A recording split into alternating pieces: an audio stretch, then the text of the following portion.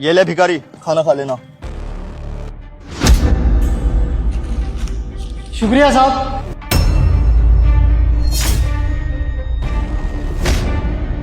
ये तो रामू की आवाज थी ना, जो हमारे 2 लाख रुपए लेकर के भागा था। नहीं नहीं दामाद जी, रामू कहाँ से आएगा यहाँ पे? चला गया वो पैसे लेके, भाग गया। बताया तो था मैंने आपको। आपको कोई गलतफहमी हो रही है। आप चलिए हमारे साथ। मम्मी जी, आप कैसी बातें कर रही हो? उसने हमारे पास 2 साल काम किया है, मैं उसकी आवाज नहीं भूल सकता।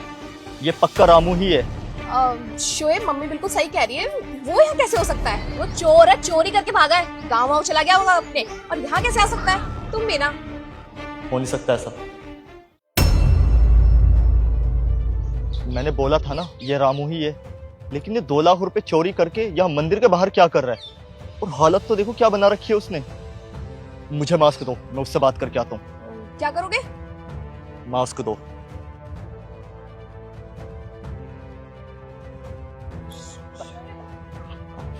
भैया, मैं अपना खाना नहीं दूंगा आपको। बहुत दिनों बाद मुझे इतना अच्छा खाना मिला है। देखिए, अगर आपको और अच्छा खाना खाना है, आप मेरे घर चल सकते हो। मैं आपको वहाँ इससे भी अच्छा खाना खिला दूंगा।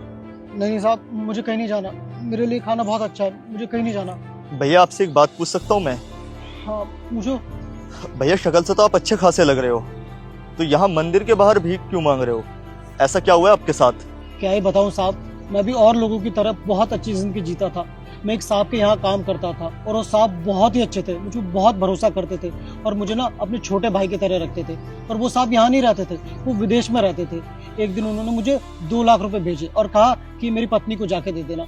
मैं उनकी पत्नी को 2 लाख रुपए देने गया। उसी दिन साहब की सासू माँ आई हुई थी और पता नहीं उन्होंने अपनी बेटी के कान में क्या खुसर पुसर कहा कि उनकी बेटी ने मेरे ऊपर चोरी का इल्जाम लगा दिया। और तो और साहब, वो 2 लाख रुपए थे ना, उन्होंने अपने पास ही रख लिए और मुझे धक्का दिया। और तो और मुझे इतनी जोर से धक्का दिया कि मेरे पैरों में लग गई।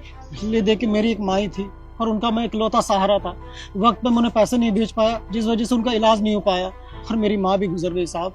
मेरे पास कोई भी नहीं इस दुनिया में मेरा कहने के लिए, इसलिए मैं यहीं रहता हूँ मंदिर की सीढ़ियों पे। आप जैसे लोग आ जाते हैं, खाना मिल जाता है तो खाना खा लेता हूँ, और खाना ना भी मिले पानी पी के यहीं पड़ा रहता हूँ। और तुम्हारे साहब का नाम क्या था? शोएब। तो तुमने एक बार भी अपने साहब को बताना गवारा नहीं समझा? साहब, मैं कैसे ही बात करता? उन लोगों ने मेरा फ़ोन भी छीन लिया था और वो तो उनका परिवार है। मैं कितनी भी सफाई देता, साहब भी मेरी बात का भरोसा नहीं करते। और हम गरीबों का कौन ही विश्वास करता है साहब। इसलिए सब कुछ भगवान पे छोड़ दिया और बस उन्हीं के सहारे यहाँ पड़ा रहता हूँ। मैम साहब, ये बड़े साहब ने 2 लाख रुपए दिए, कहा है कि आप इसे अकाउंट में जमा करवा दीजिएगा।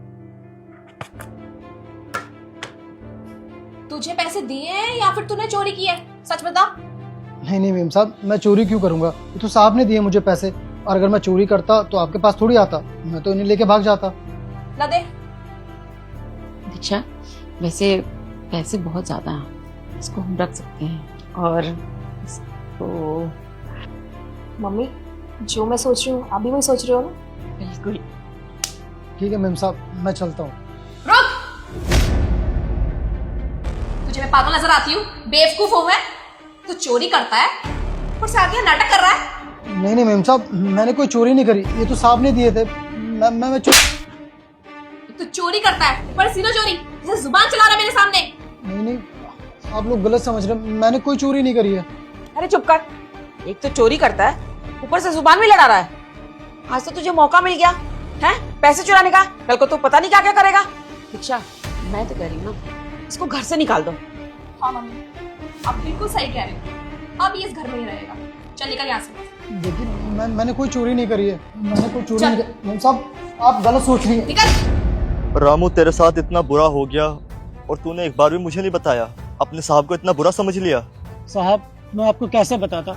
अगर मैं आपके घर आपको बताने आता ना, तो आपकी सासू माँ और आपकी पत्नी ने मुझे धमकी दी थी, अगर मैं आया तो मुझे जेल में डलवा देंगी। इसलिए मैं डर गया था साहब। और रामू, तेरे साथ जो हुआ बहुत गलत हुआ। उसको तो देखो मैं नहीं बदल सकता। मम्मी, ये लंगड़ा आज हमें मरवाएगा। जल्दी चलो यहाँ से। लेकिन तू मुझे अपने भाई जैसा मानता है ना, तो मुझ पे विश्वास रख। इसका ना मैं बदला बहुत अच्छे से लूंगा। तू मेरे साथ मेरे घर चल, और तेरी मेम साहब और अपनी सासू माँ, इन दोनों को तो मैं बहुत अच्छे सबक सिखाऊंगा। तू चल मेरे साथ। ये दोनों कहाँ गए? डर के मारे भाग गई होंगी ना, ताकि इन लोगों की सच्चाई मेरे सामने ना आ जाए। तू मेरे साथ घर चल, इन सबको तो वहीं सबक सिखाऊंगा। उठ।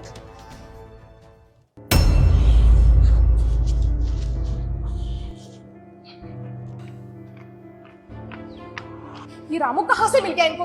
शोएब को सब पता चल जाएगा, मुझे जिंदा नहीं छोड़ेंगे आज। पता नहीं कहाँ से आ गया, इसे मार मार के भगाया था यहाँ से। मम्मी शोएब आ रहे हैं। मम्मी जी, दीक्षा, पहचाना इसको कौन है? अरे रामू तू कहाँ चला गया था? बता तुझे कहाँ कहाँ नहीं ढूंढा, कितने कॉल किए मैंने तुझे। और ये पैर को क्या हुआ, कैसे लग गई तुझे? अच्छा, आप लोगों को नहीं पता इसके पैर में क्या हुआ और कैसे चोट लगी इसको? हमें कैसे पता होता, ये तो अचानक गायब हो गया ना, पता नहीं कहाँ चला गया था। वाह, कमाल की एक्टिंग कर लेते हो तुम लोग। अरे आप लोगों को तो मुंबई में होने चाहिए, फिल्मों में। अरे शर्म आनी चाहिए आप लोगों को। चंद पैसों की वजह से आप लोगों ने किसी गरीब की जिंदगी बर्बाद कर दी।